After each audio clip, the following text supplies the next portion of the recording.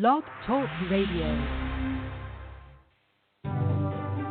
Live from Washington, D.C., it's Quintessential Listening, Poetry Online Radio. Now, here's your host, Dr. Michael Anthony Ingram.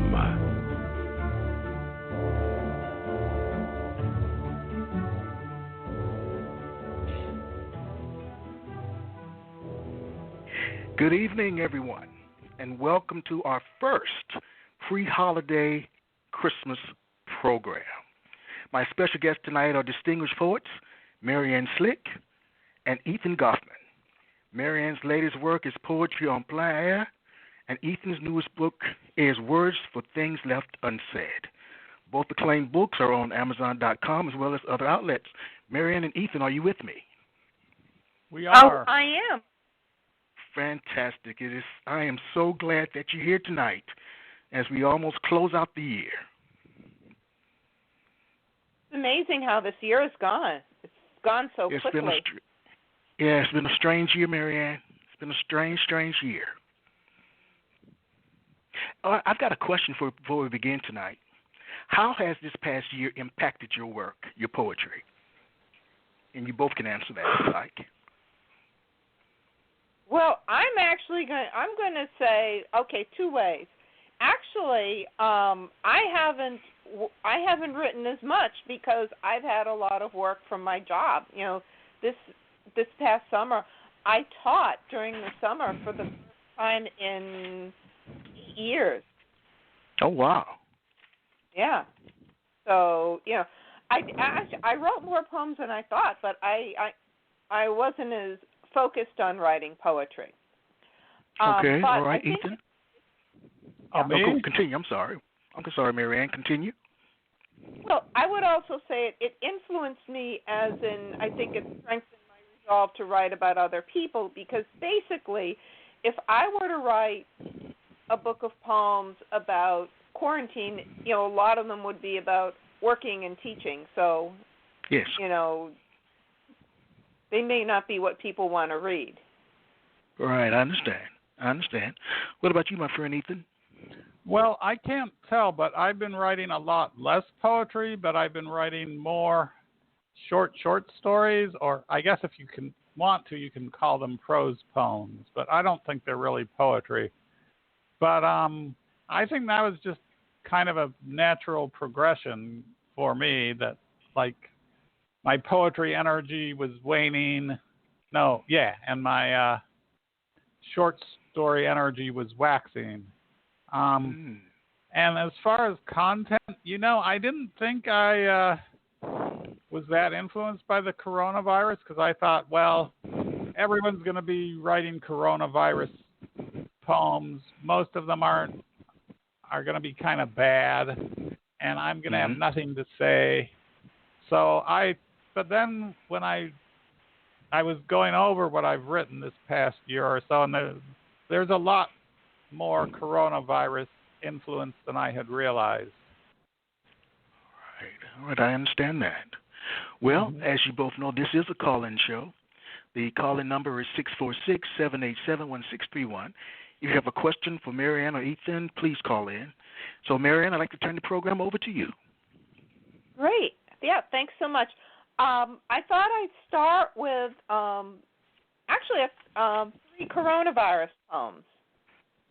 Unfortunately, they're not from the book, but you know, maybe if I have time later, I'll read from the book. This is, this is a poem about somebody other than myself, in which the singer becomes a nurse. White coat thrown over a jade polyester dress.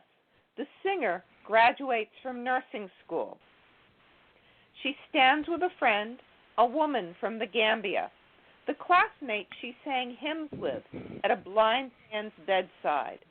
The singer's smile is fixed, the way it was when we worked together, when we sat at desks, answered phones, pounded out memos on the last typewriters, when we blow-dried our pixie cuts, ironed our blouses, dabbed clear polish on the runs in our stockings.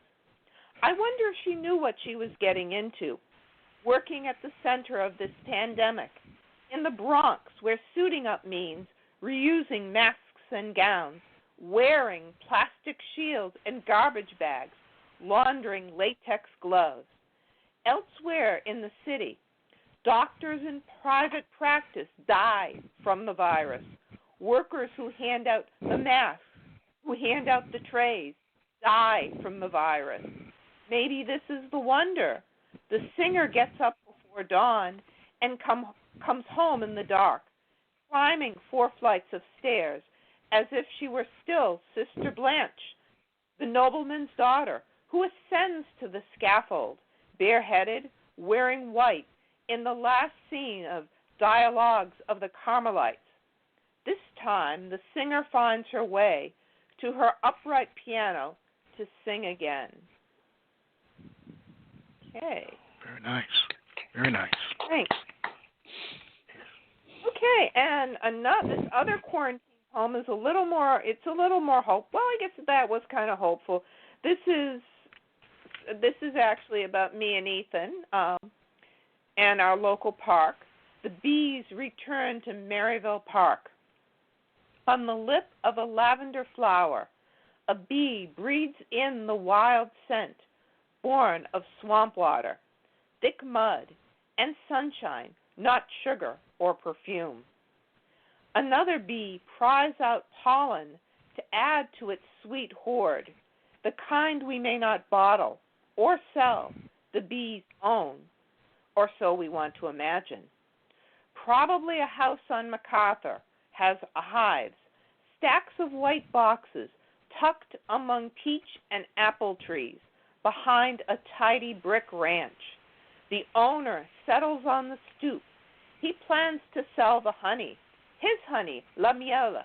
He may sell the pollen too.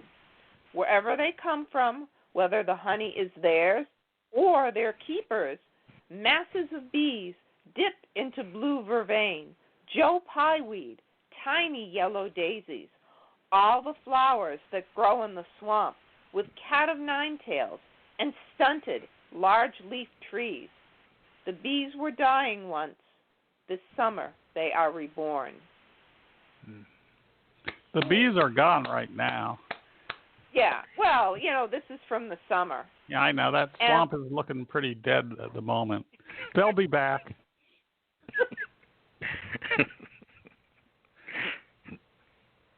The last coronavirus poem I want to read is actually about a dream that I had. And I guess there was I dreamed that I was in Dallas, Texas, with my parents. And I guess the reason I dreamed I was in Dallas, that the night before, Ethan and I had been to an open mic through the magic of Zoom in Dallas. It was in Dallas. It's Mad Swirls open mic. So here it is, Maskless in Dallas. Having overslept yet again, I wander the aisles of a Barnes & Noble that magically expands to an art gallery, a toy store, a supermarket, all without selling the book I want. Nature writing set in the hill country, all that I will miss on the flight home. Without that book, I walk out to the shores of an artificial lake, large enough to be an ocean, with saltwater taffy and a cyclone at the end of the boardwalk. I walk past the bare-chested men and high-heeled women who clog this path, singing, smoking, swigging beer from brown bottles. I wake up gasping.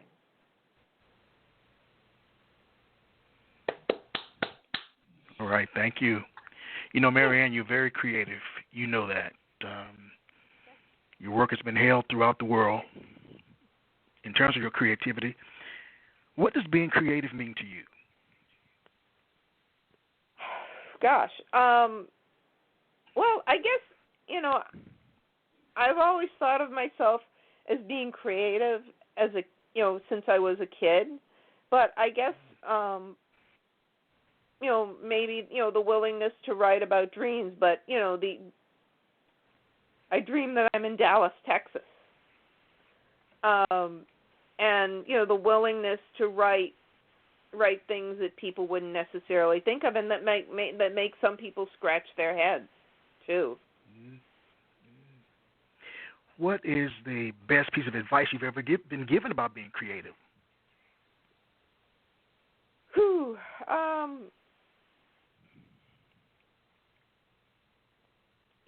I don't know that I've necessarily been given advice, but I know that,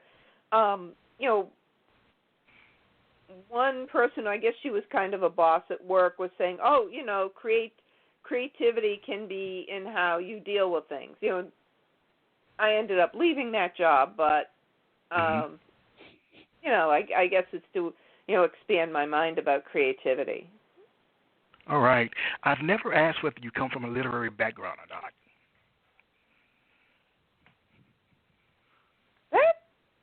I wouldn't say that I came from a literary background. My mother read a lot.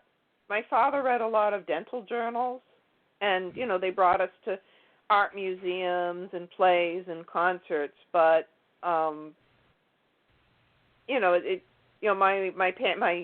my parents were definitely science people. My grandfather owned a grocery store. My grandmother on the other side, she read a lot, but she was an office manager. So actually, I'm kind of an aberration. Although, my father is artistic. He painted and did music. All right, very nice. What about you, Ethan? In terms of your background, do you come from a literary background as well? I would say not. I mean, my dad was a math professor. My mom taught reading. We had a lot of books around the house. I would not say my parents weren't sitting around reading highbrow books. They read the paper and kept up with politics. My mom would read like science fiction, and they were familiar with, I don't know, some of the classics, but I would say no. We had a lot of classical music around the house. Right. So I don't think that makes us literary, though. But yeah, and we did go to kind of artsy movies. Okay. So well, I like to. Go Go on. ahead, continue. I'm sorry. Please continue. Not quite literary. No. Not quite literary. Depending how you define that term. Yes. Well, I'd like to turn the program over to you, my friend. Oh, some poems. All right, yes. I'm going to read, I think I'll start with 2 from my book and then do some newer ones. The book Words for Things Left Unsaid, which is kind of left unbought. I don't know how many are selling, but I got a bunch to give readings and sell after readings, but of course we can't. So anyway, they are sitting there. So here's the first. It is called Taxonomy of History. There are 3 main branches in the study of history: the history of the past, the history of what happened, the history of what the hell happened. The last, less respected than the others, is sometimes known as the history of one damn thing after another. There are 3 even less reputable branches of history: the history of the future, the history of what might have happened, the history of what never happened. Most historians don't recognize these branches. Even some of the more refined poets scorn them. Still, they are thunderstorms, pummeling fields of cantankerous, yearning weeds, young weeds that sprout from drenched soil and spew outlaw seeds. Okay, I'll go to a lot later in the book. I think I'm only going to read 2 from the book. This one is called, it's a cat poem. The book has a lot of cat poems. At least one person complained about the number of cat poems, but, we got a cat. We had 2 cats. They're a big part of our lives. Okay, so 8 million years. Yowling and whining, Callie and Thelma demand breakfast each morning, walking over us with imperious impunity. Cats are an astonishingly patient species. They waited 8 million years, hunting, breeding, dying, hunting, for their humans to appear on Earth. They waited 8 million years to evolve in the blink of an eye from hunters to lovers, purring, rubbing, frolicking, ending the suffering of all the lonely people, becoming stars of stage and screen of a billion videos. They waited 8 million years to become an invasive species, slaughtering birds and voles and rare protected critters in nooks and crannies of the globe where no cat had ever been. Our cats haunt us daily, ghosts of devastation future, ethereal angels of love. We cannot live without them as we hurl toward our common fate. All right, so that's from the book. I have some newer ones. I sent you a couple, but I think I want to read this one instead and then get back to the other because I really like this one. It's called Native Americans Return to the Suburbs.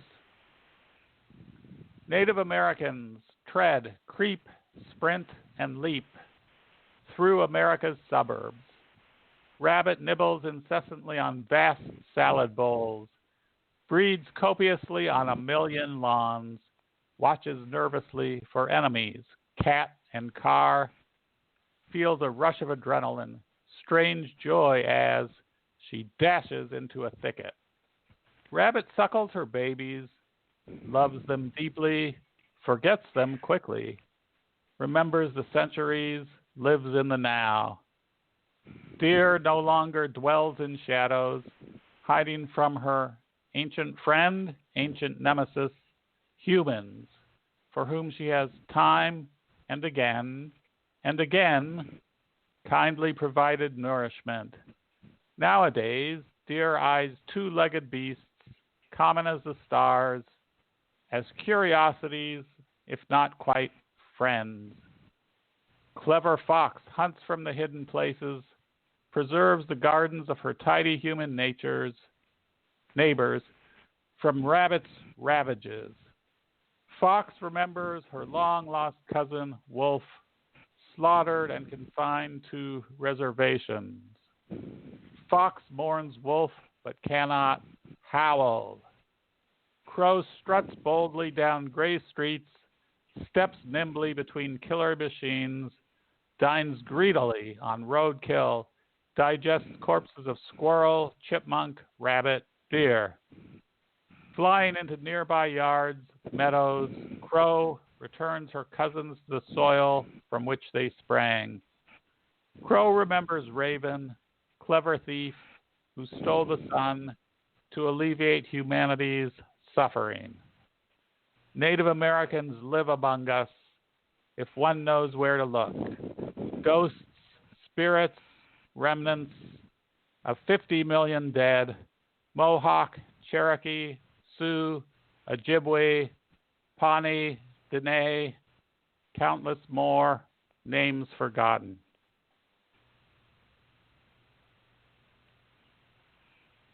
Very nice, Ethan. Thank you. Very, very nice. Very, very nice. I guess I'll ask you the same question.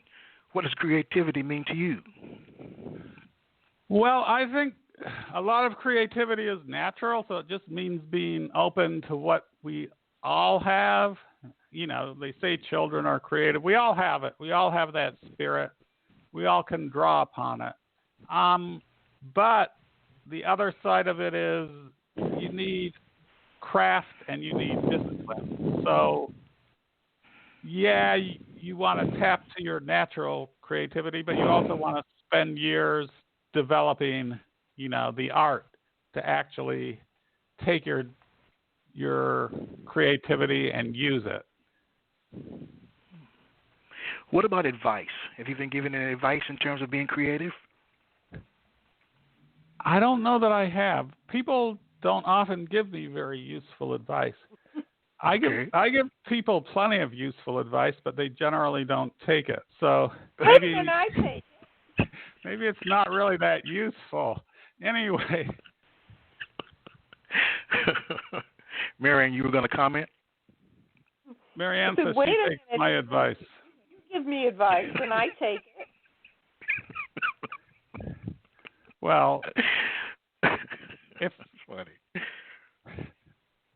Well, as I said, this is a call-in show, and we have a caller.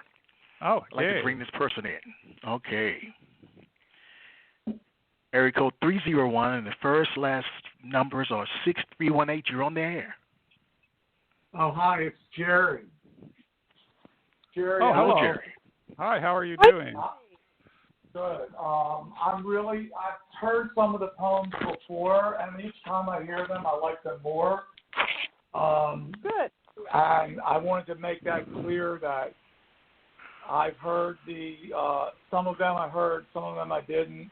But more and more, I appreciate the little details that I might have missed the first or second time. So, and the voices are clear as a bell. So, I'm also enjoying the questions. Well, so thank you. I have a question thank you very much. Yeah, I guess you kind of asked the same questions I would have asked, which is, but I love the answers on creativity and was there a literary family, where they're from literary families, and I'm appreciating these two poets because they are so natural and nothing seems to, it just comes out and you realize there's so much there. You got to read it a couple times and hear it a couple times to really, bask in it. So that's very it nice. for the moment. I would All like right. to hear something though. Yeah, I'd like to keep hearing more. All right. Very nice. I have a comment, which is when it's read out loud, sometimes the lines just have a lot more weight. Like, it's a different experience. Now, Yes. I can also zone out when it's being read out loud, and then you can't go back. So in a way, I like reading better, but definitely like when the voice is there, giving emphasis to the line, it can really hit you a lot harder too. Mm-hmm. Well, am I still on the line? I agree. Yeah. Yes, you are. Oh, yeah. Like the poem about the history. That one I've always gone crazy over. But the last three types of history that you mentioned, I completely forgot that. Even though I read it, when I got the book from you, I must have read it 15 or 16 times, and there was so much more about the history that historians don't even worry about, and that's some of the most important stuff. And I'm going like, oh my God, how could I have forgotten about that? But yeah, it comes through with a really nice, clear reading. I love it. And Marianne's one about the person she worked with, and every time I hear that, I seem to learn more. I seem to almost know these people now. First time it was like, oh yeah, well these are two people that work together. But now I'm going like, yeah, I kind of know those characters. So I was, and on every one, I was just enjoying the heck out of them. Oh, great! Well, very nice. I'm so glad you you called in. I know Jerry is like my biggest fan. Yeah. Well, it's always great to have a fan. Anyway. I have like one other fan. He's one of two. Yes. But he's the bigger fan of the two. All right.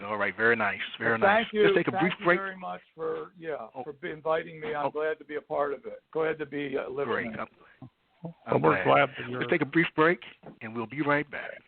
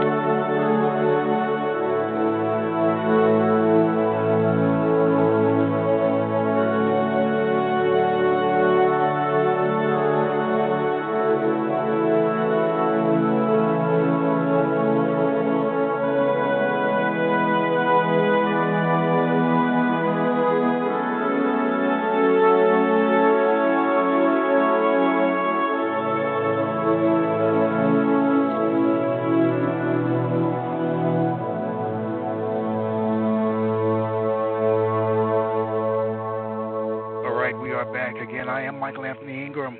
This is Quintessential Listening Poetry Online Radio, and this is our very first pre-holiday poetry reading. So whatever you celebrate, please have a great time and be safe. Marianne, I'd like to turn the program over to you.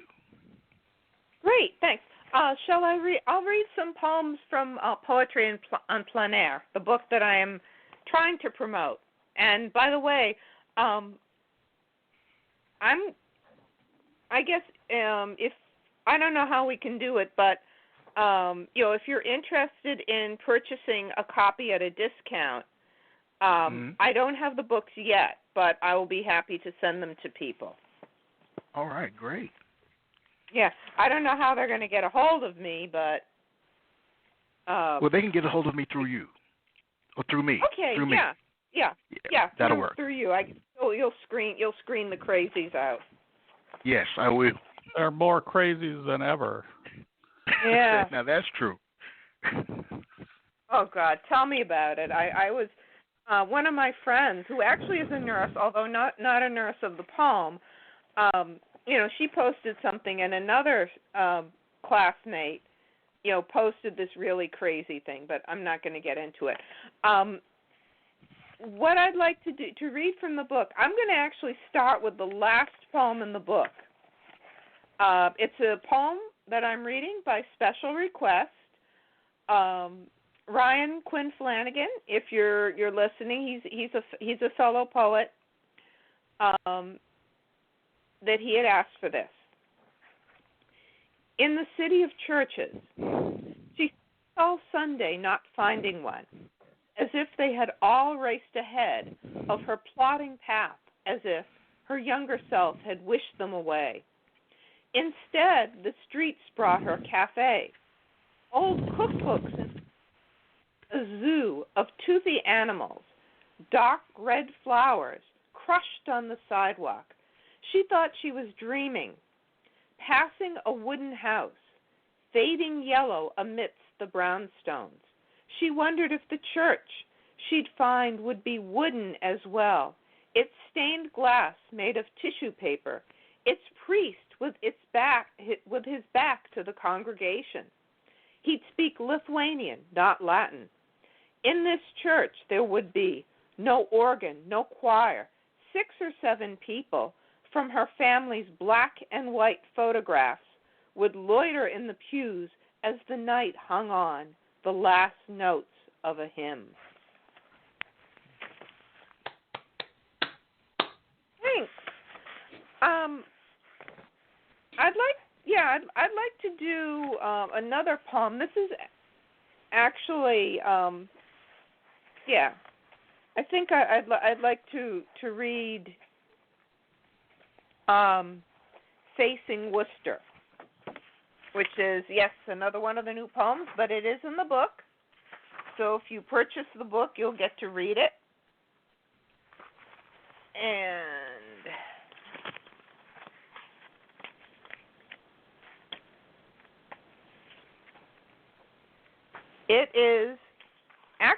it's a 5/4 poem. This is a form that was invented by Tad Richards, who taught it to me, and it was my attempt to bring some form and craft to my poetry.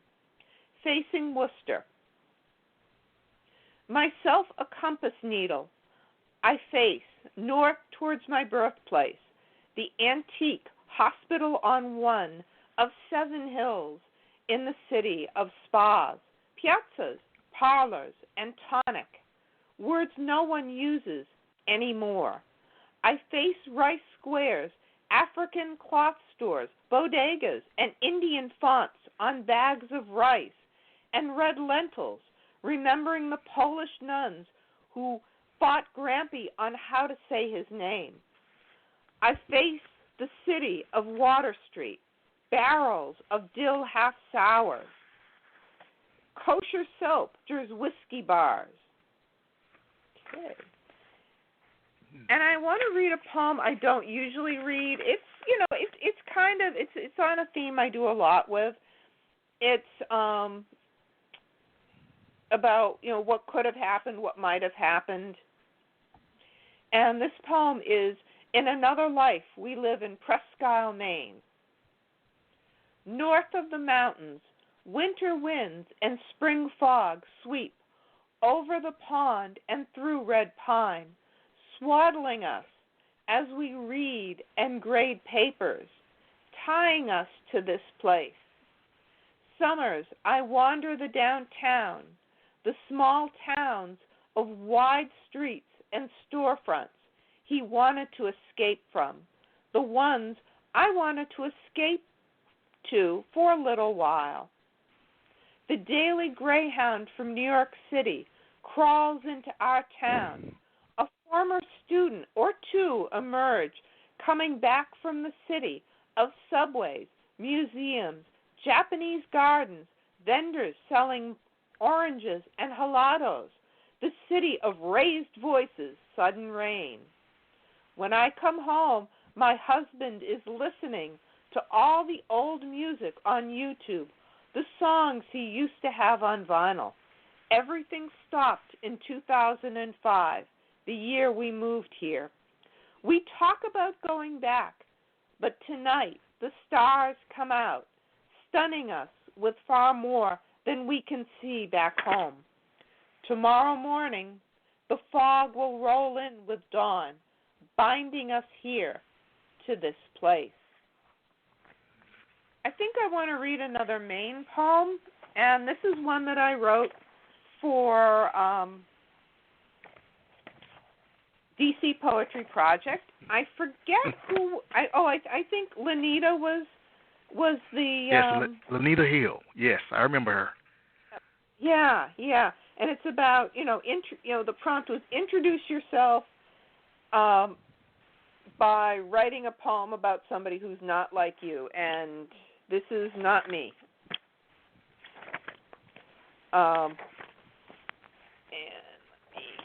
47, Augusta, Maine. Augusta, Maine. I was made for the sun, but here I am in Augusta.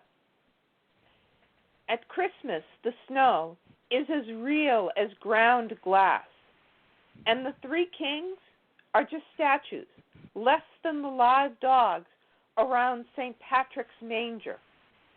All summer, mi hijos played baseball, and I shivered in the stands, drinking café con leche from a thermos. The sun gave no more heat than a postcard of Florida.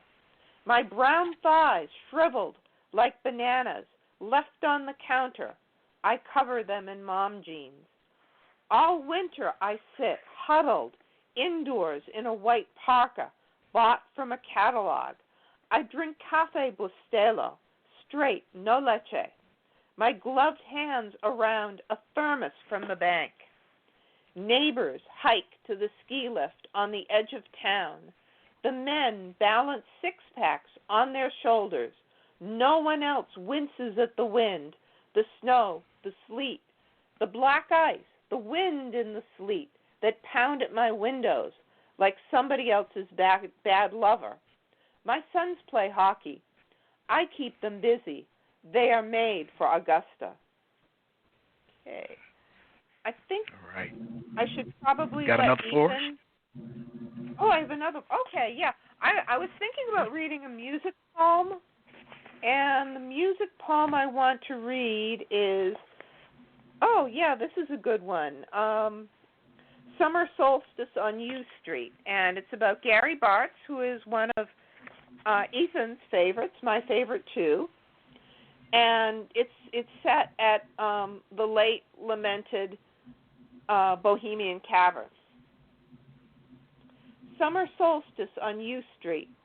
Let's pretend that it's midnight as saxophonist Gary Bartz steps onto the stage. The room darkens. Candles on the table flicker. Shadows hide the thick-set men at the wall. The ceiling lowers. Tiny lights strung above stand in for stars. Imagine moonlight rippling on salt water. The scent of mango dusted with chili powder and cinnamon trickles in with the pianos and drums. We taste fruits we don't know the names of. Tap your toes for sure. or sway, following the pianist's lead. But when the horn starts in again, carry yourself a little straighter. Cameras flash, wedged in, we're all caught in the glare. All too soon imagine the empty streets above. Playing the last song, Bart's retreats into the early morning shadows, the color of his long-tailed jacket, and climbs the back stairs to his refuge above the club.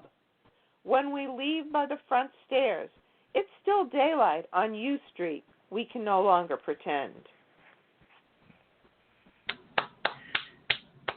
Beautiful. Thanks. Marianne, what do you hope readers get, in quotes, from encountering your poems? Oh, gosh. I think the word paintings, I think, maybe, openness to different aspects of life. And maybe even, with my jazz poems, and I guess probably also the art poems, to artists they might not have paid attention to. Gary Bartz is known if you like jazz, but most of the jazz poems that you read are all about the same old. Yes. Charlie Parker and all that. All right. What about you, Ethan? What do you hope readers get from encountering your work? Well, I do like to amuse people, but I think I also have most of my poems actually have a pretty serious point. The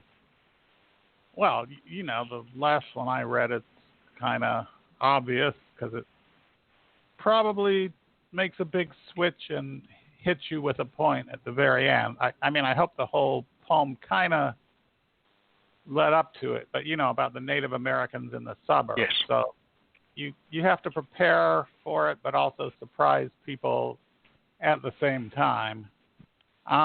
If you can do that, which of course is a lot easier said than done. So that has a serious point. A lot of them have an environmental point.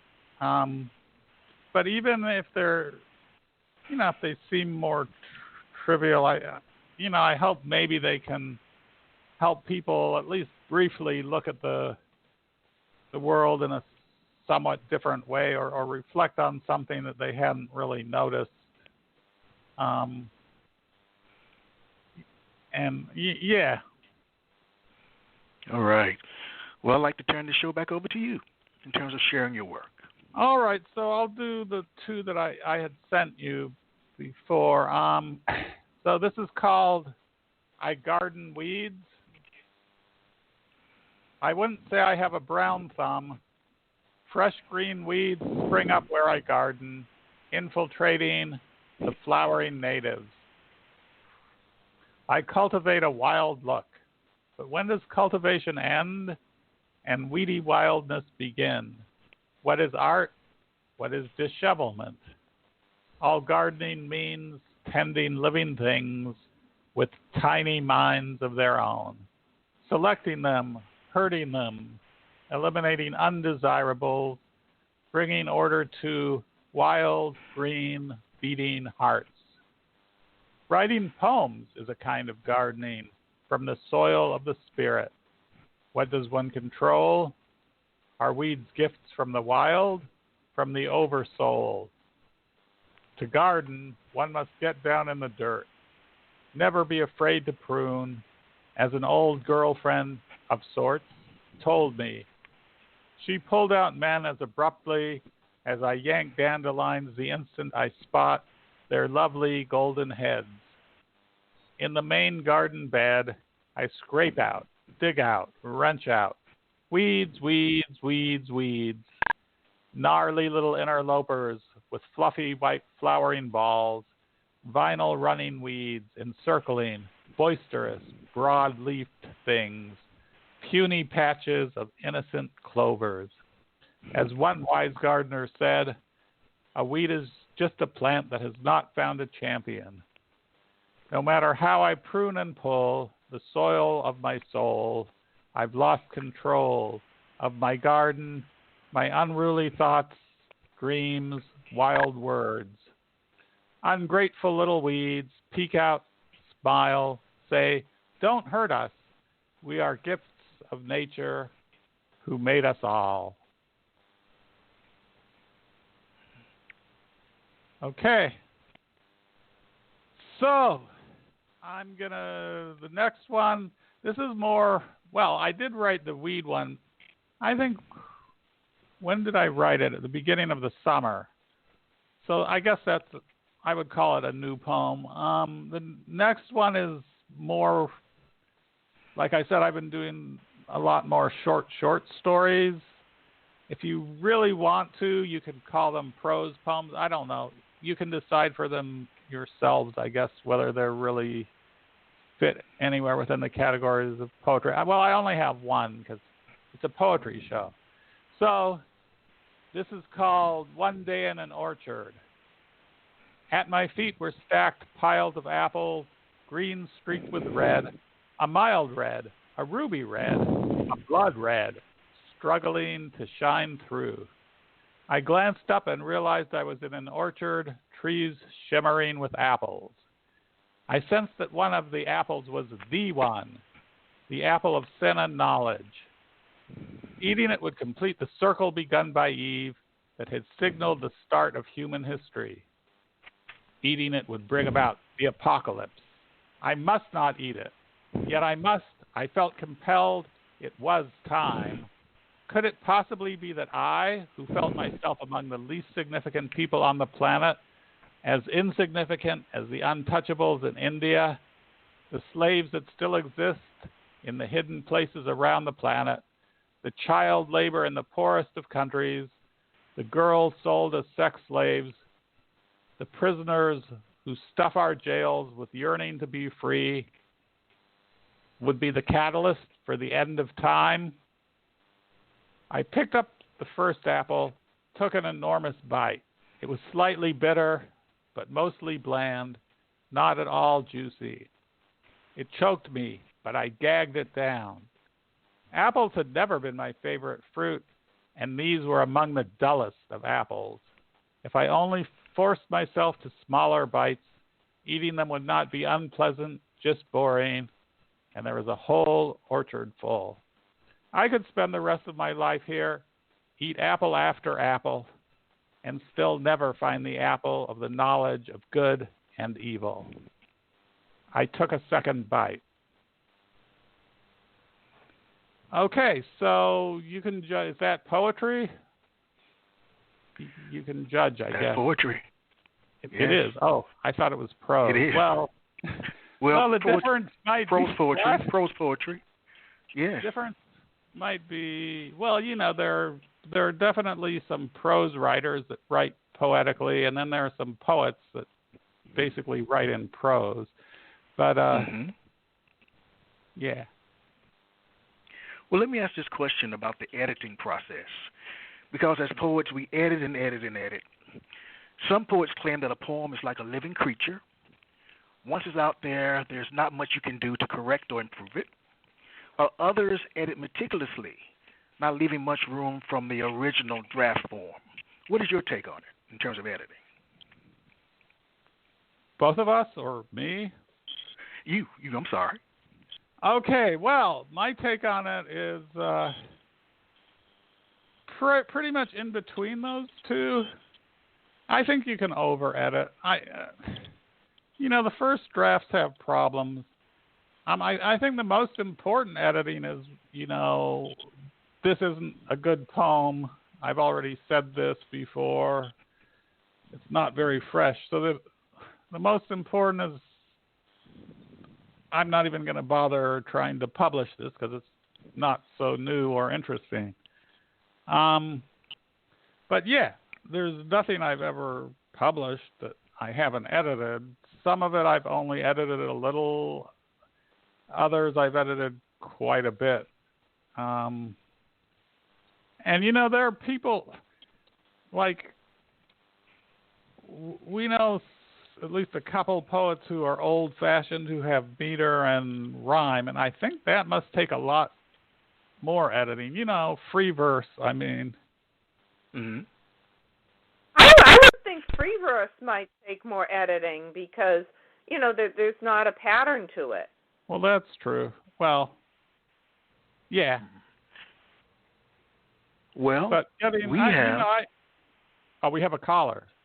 We have a caller, but please continue your thought. I wrote a sonnet for Marianne and I and other people we knew all did poems for. It was like nature poetry, and then we got video of it, and then wrote a poem about it. And I wrote a free verse, and I wrote a traditional sonnet with meter. I got help with a meter from Claudia Gary, who actually really understands meter. But that was more work for me. But on the other hand, it could be because I'd never done it before. Mm-hmm. So, yeah, just getting the meter right is just hard, I think. Yes, it is. It is hard. Let's bring in this caller. All right? All right. The area code is 818. The last four numbers are 99003. You're on the air. Good evening. All right. Well, this is one of the crazies following Marianne and Ethan around. Hey, this is Bill. Hi. Oh, hi. How are you? Nice to hear from you. Yeah, I've been enjoying hearing you guys. Oh, thank you. And it occurred to me listening no problem. Glad I could join in. But it suddenly occurred to me listening to both of you read. Marianne, you see metaphorically, and Ethan loves alliteration. I was noticing that. So it's fun to hear your stuff. So just want to encourage you and say thank you, and hope you guys have a good Christmas there. Oh, sure. Yeah, you too. You can, as an accomplished poet, you can weigh in on the free verse. Is it harder to edit free verse or? Well, actually, it's funny. I've been, I might have told you guys this, or maybe I haven't, but lately I've been trying to follow more formal or classical forms just to test myself and see how I handle it. Doing sonnets and decimas. In fact, I just found out there's an anthology coming out with I guess it's decima, technically, since it's a Spanish form. I'm giving it the American pronunciation. But, I like working either way. I'm a big believer in form follows function. Whatever works best for what you're trying to do in the piece is the way to go. Yeah, that makes... All right. Should I reply? No, please continue. Continue talking. That makes sense, but I've heard the argument. Who was saying this? Oh, on my podcast, but it's not out yet. So this is like a preview. Oh, this will get people tuning in on my podcast. That form causes you to think about things like if you're fitting something into a form, it causes you to think about things in a new way, and maybe actually, therefore, the function, the meaning can expand or change because of the form. So maybe sometimes function follows form. I don't know, because I'm not, I don't.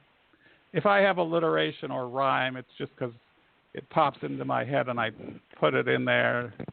I mean, I use repetition, and once I start doing it, then I'm pretty conscious. Oh, I'm repeating this thing, but then with variation. But I don't sit down and say I'm going to write a sestino or whatever. Mhm. Yeah, I tried a sestino once. Man, that's hard. I gave up. I one read of these a days, really. maybe. But anyhow, let me jump off and let you guys get back to it. All right. Well, thank you for calling in. I'll take off and I'll listen to the rest of you guys. Bye-bye. Great, all right, thanks. fantastic. Thanks for calling. Thank you again. Yes, very nice, very nice. It's always good to have supporters.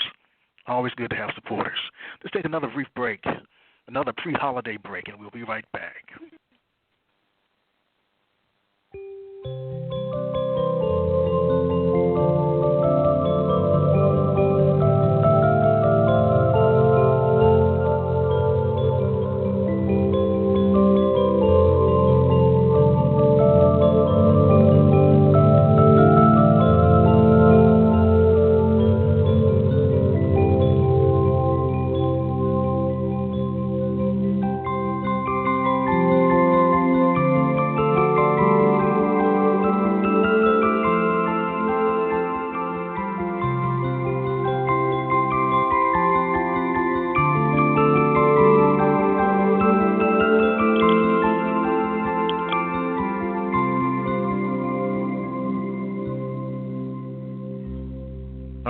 are back.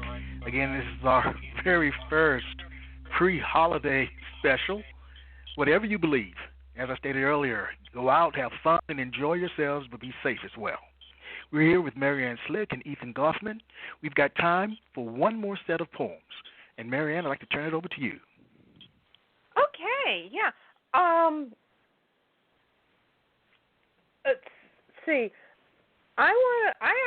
When Bill was talking about the sestina, I have never written a sestina that I wanted to share with people, but I did write something that's called a tritina, which is a type of. Wow. Yeah. It's a more efficient, condensed version of a sestina. So let me find the poem on my computer. Mm-hmm. And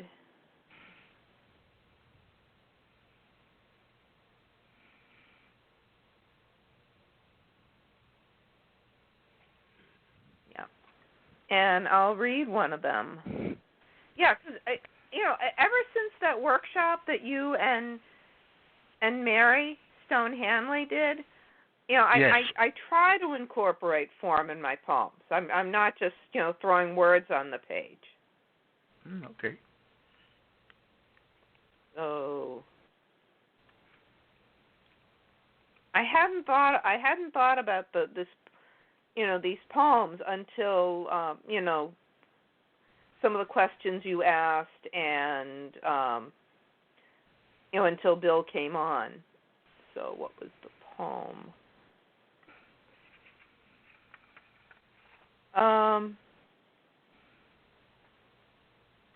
I think, I'll open this one. And the tritina, you'll definitely hear the repetition in this poem. At the Museum of Rocks, I try to remember winter in Lordsburg, the 2-mile walk back from the ghost town, past the small cemetery with its broken rocks, not flowers, not even plastic petals, broken, off in the wind that swept through Lordsburg. On a whim, we had chosen that town. Just as we slunk into this almost ghost town, under skies that had already broken, no tiny flowers began to bloom in Lordsburg. Even this far south, it was winter after all. So this is a rough example of a tritina. I have others, but this is the first one I found. Very nice. Very nice. And let's see, what other poems do I want? I think. Well, I want to read I kind of want to read poems that I don't read a lot, but I go back to some of the old ones.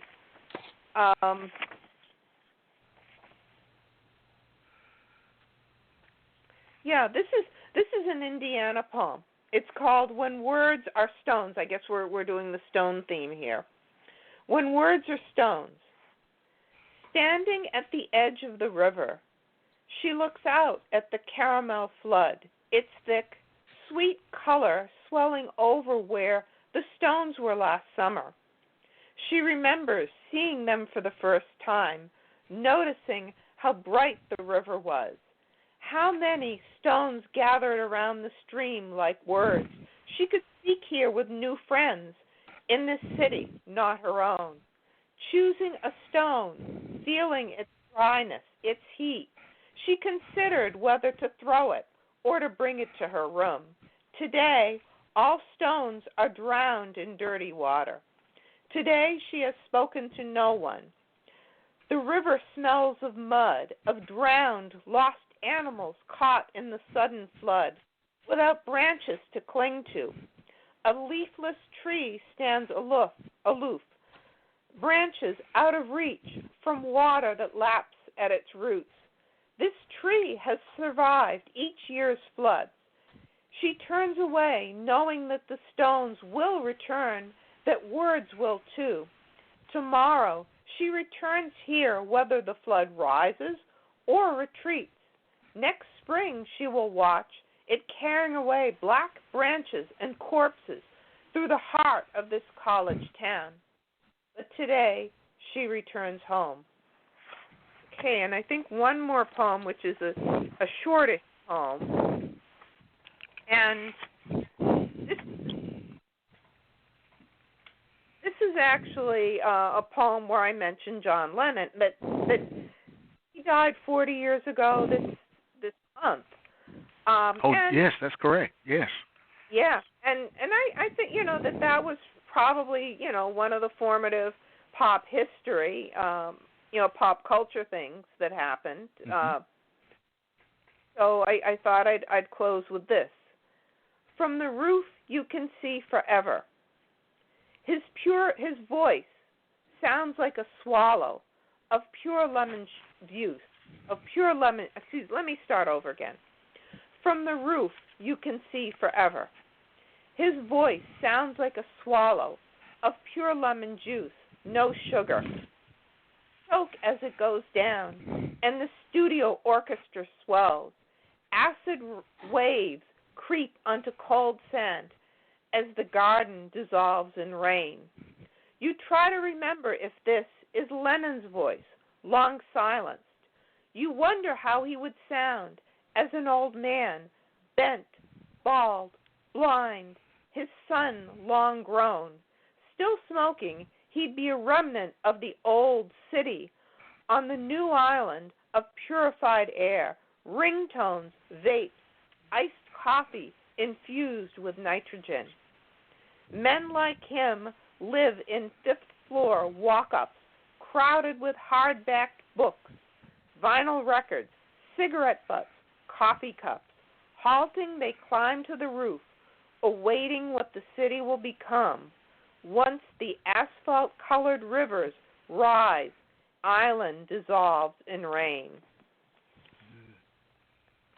The island dissolves in rain. Beautiful, beautifully written. One last question for you, Marianne. One last question. Sure. And I'll ask Ethan the same thing after he finishes his set. What have you learned about yourself from being a poet?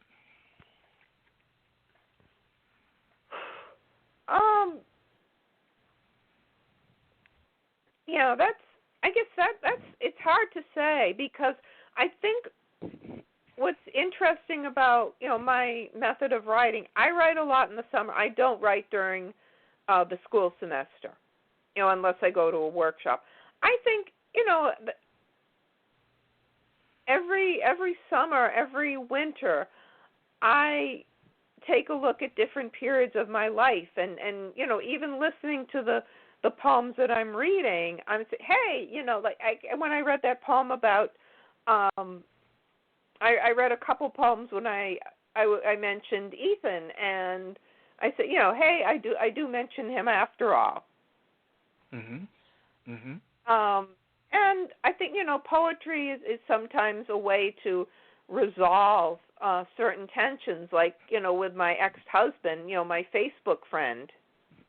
So, I guess those are some of the things I've learned. And, maybe, some of the things I'm learning, when I started writing poetry, I focused more on my mother's side of the family because I felt that they were more interesting.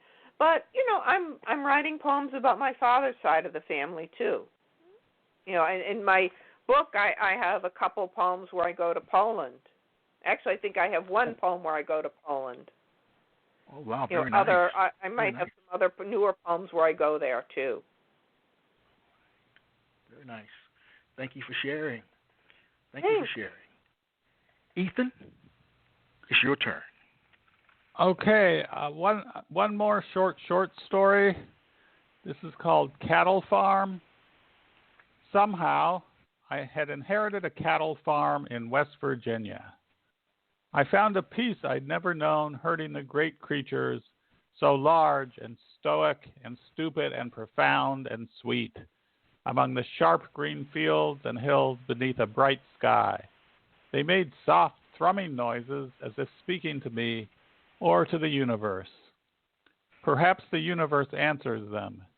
It never answers me, but I am too neurotic and self-aware, so the universe is smart to ignore me. I got to know individual cows. Elsa was my favorite, mainly snow white with patches of brown, soft fur. She would rub her rough tongue gently against my hand. It seemed to be love.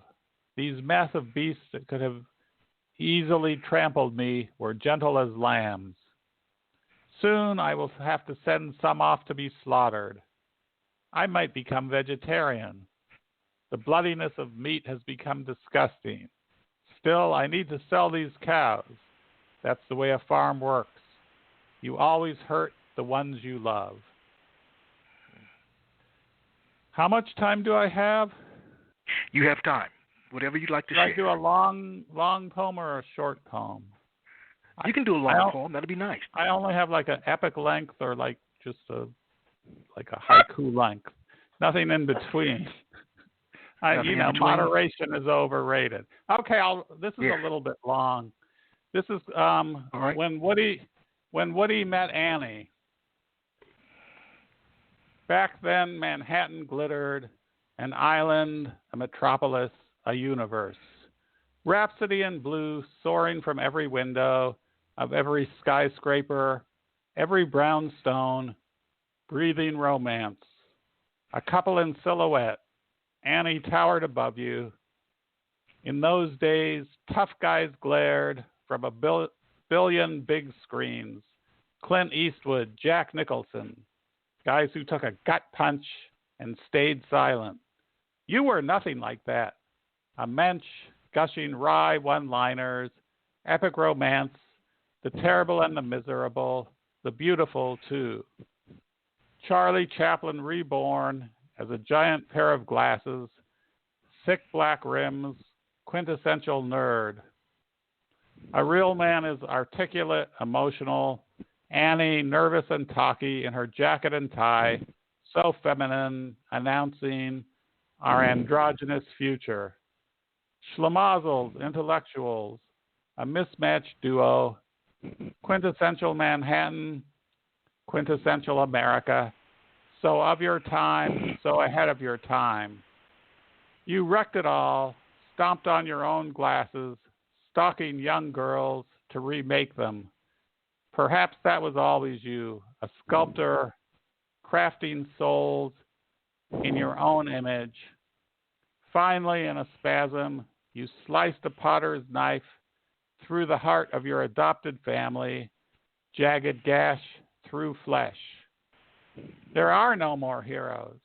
If Hercules were alive today, he'd be molesting young girls between each of his labors. But it was nothing like that back when the world was fresh, with deep thoughts from a billion books. That spring of hope, etched in black and white, in brilliant color, in CinemaScope with stereophonic sound, back when Manhattan glittered with art and promise, when Woody met Annie. That was wonderful, Ethan. Thanks. I don't know if you're a fan of the movie Annie Hall. Yes, I am, actually. Okay. Oh. Yes, I am. Yes, I remember that movie. I think it was 1977, I believe. Yeah, you got it. Oh, yeah, you know that movie. Yes, I do. I think it was the same year. The question for you then, Ethan, what have you learned about yourself as a poet? Well, I don't know. Probably a lot, but I probably don't even know what I learned about myself. I guess I do have more to say than I would have thought. Mm-hmm. Well, I always joke, nothing ever happened in my life. But, various things happened. They were meaningful. I don't know how much meaning is what you make it. Or maybe you don't have that much control over meaning. But you can kind of put some stuff together in poetry and maybe express some of what this stream of consciousness and being that we all have that mostly goes unexpressed. Maybe a little bit of that can come out on the page. Mm-hmm. Nicely stated, Ethan. Well, I want to thank you both for being with me tonight. As I shared earlier, you're my favorite couple. I love your work, and you're welcome here anytime. And you're a great mentor to poets and to the arts. Well, yes. Thank you very much. Love your show, and we miss DC Poetry Project. Yes. Fond memories of that organization. Fond memories. A lot of memories of that organization. Well, thank you. And I'd like to thank our listening audience. Tune in next week when John Patrick Robbins will be here. And until then, have a very safe week. Take care, everybody. Good night. Thank you. Thank you.